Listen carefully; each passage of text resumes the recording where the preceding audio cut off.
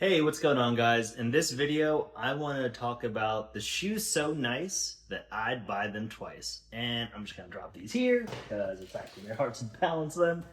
I thought it'd be really useful to give some perspective because I think one of the things that us as shoe sickos always think about and what we're always chasing is, hey, what's like the newest shoe, right? Like, what's the next best thing that I can purchase?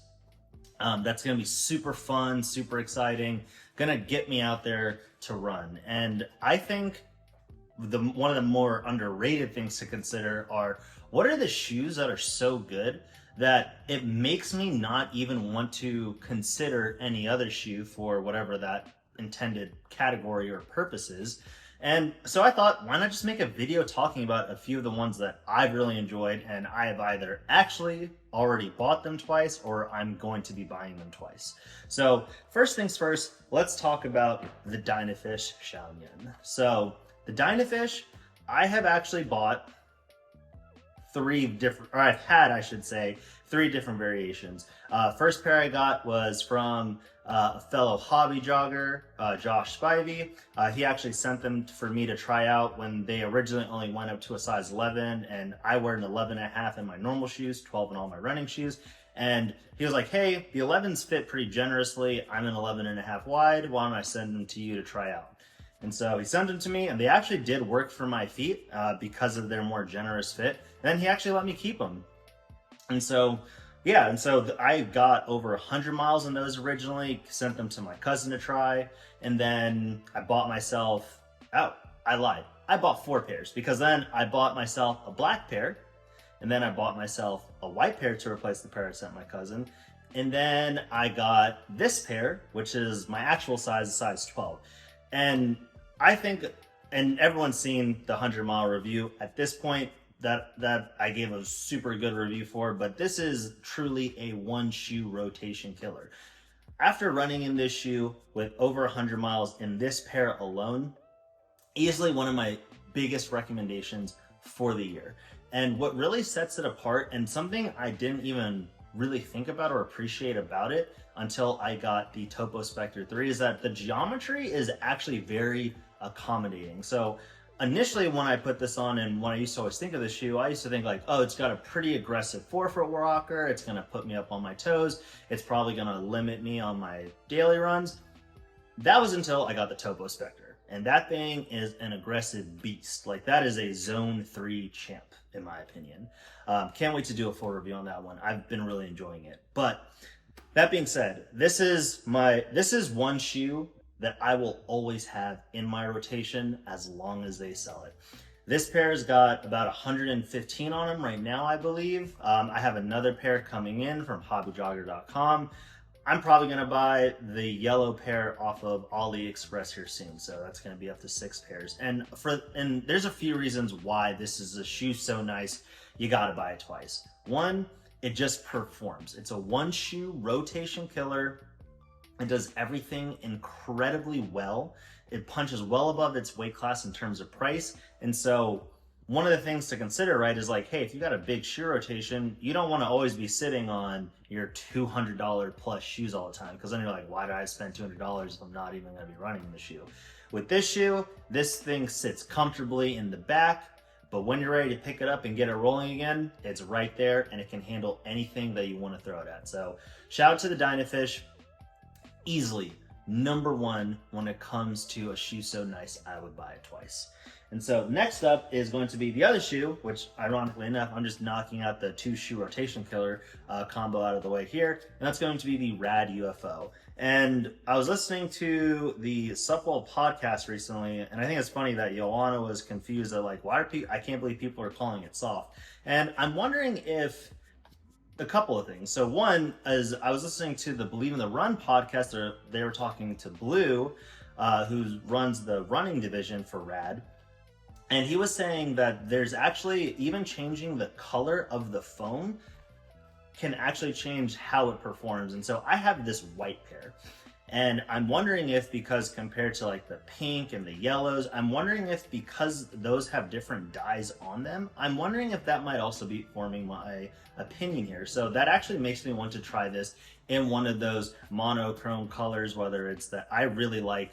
There's I think it's sunset pink is the color. So originally I was going to go for the violet dispersion, but I think they sold out in my size already. So I think I'm going to go for the sunset pink pair if they have my size. But this shoe has been phenomenal as far as it. I mean, I think, like I said, when I did my review on this, I thought it was softer. And again, I weigh 195 pounds. So that my weight going into it is also probably going to be informing my experience a little bit more. But it's just a very comfortable shoe. It's a reliable daily trainer. If I just want to feel like I'm giving my joints some extra TLC, this is the shoe that I would definitely go for and easily recommend for people, especially I think if you're newer to the super foam category in general, like say someone's coming from like a Brooks Ghost, I think this would be one of the better first introductions to them as they graduate up into, you know, whether it's the Mega Blast next or even going into like a plated trainer or a carbon racing shoe. I think this is like that next step up for those daily trainer type of people who are used to those more traditional foams. So it's a great shoe. I'm already looking at getting my next pair. Really enjoyed this one. And so going on and thinking about the evolution here, it's funny is that because the last two, and we'll just go into the third one here, the Nike Vomero Plus, does have that more classic traditional geometry to it. But I've had 3 pairs of this shoe. I had the initial orange pair when they first released. I had another pair that was purple and green, I believe.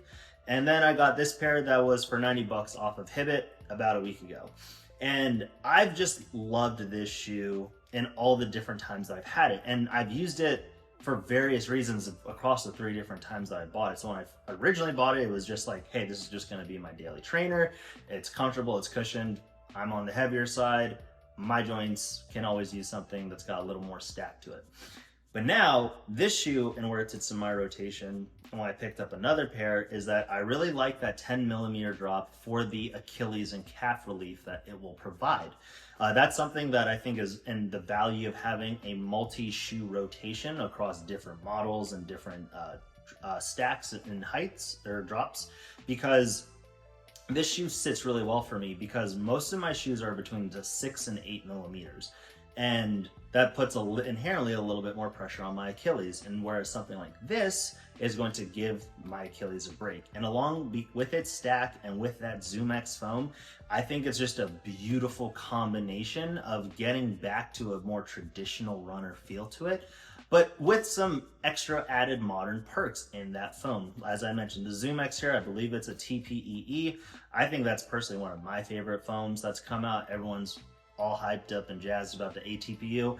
Don't sleep on TPEE. This shoe is built like a tank. You can put a lot of miles in it, and I think it can just fit a lot of people's rotations really well. And you can get it on sale now very easily. So again, if we're thinking about what I'd said about the Dynafish and, you know, hey, it's not going to be chirping at you. Hey, why aren't you giving me any love? I cost you so much money. Where are we at? This shoe won't do that because you can always find it on sale. I think you can get it on sale right now for, I believe it's around 110 off Nike. I'll post up a photo of whatever it ends up coming to, but great shoe, great value. And then the last shoe that I've just been loving more and more, and I can't wait to get my full review out, is the Saucony Hurricane 26. This shoe is the epitome of set and forget for me. I don't mind that it's a little more bottom heavy. I don't mind that it's not giving me a crazy bounce. But I think something to really keep in mind is that if you're going for your easy or recovery type shoe, which what I think this shoe does phenomenally well, is what are your non-negotiables? Kind of like the rating system and how that really came about from me and my friends in college. We were talking about like putting together a rating system for each other. And it's like, well, we all agree. And that's why things like a 10 is unique to you as an individual versus, because again, like, oh, that's a 10. That like, that's a 10 to you, but that's not a 10 to me. But a 9, everyone can agree a 9 is like just universally applicably approachable to everyone. Same thing here with this shoe. This is, and I was joking with a couple of guys on Strava, I called this is the hottest 5 of the daily trainer category. And that's gonna be different for everyone, right? Because my non-negotiables, when we're thinking about it, is going to be, I want something that's stable, I want something that's got a nice rocker to it, and I want something that I can just set, forget, and cruise in. And this shoe does that phenomenally well. So for example, a really good contrast to this would actually be something like the original Puma Mag Max. That shoe, if you are someone, your non-negotiable is bounce, that's gonna be you all day. That did not work for me because although it was stable, it didn't have the drop or the rocker geometry that I was looking for. And this shoe does that really well. This to me is the better Puma Mag Max OG, in my humble opinion. I'm really glad my cousin had recommended it to me because he was the one that put me onto these actually. It just does, it's all reliable. It's gonna always be there. I've enjoyed every single mile I've put into it. I'll actually even put up today's run that I did in it, and I think it ended up being a 8:30. And again, it was super easy. It's not like I'm putting any extra effort to try to go at my easy day pace or anything. I'm just cruising along. It's very, very forgettable in the best way possible.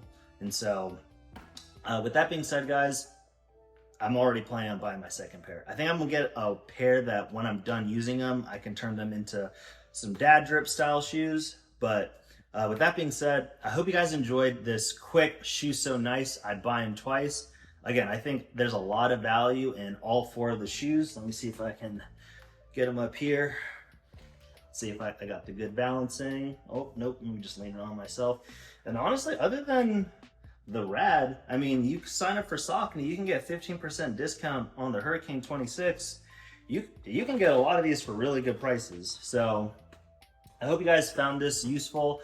Just something to consider, right? Like, what are your non-negotiables when you are picking your shoes, especially for their intended use case and category? So for me, if I want easy recovery, I need something that's stable because I do have some stability needs.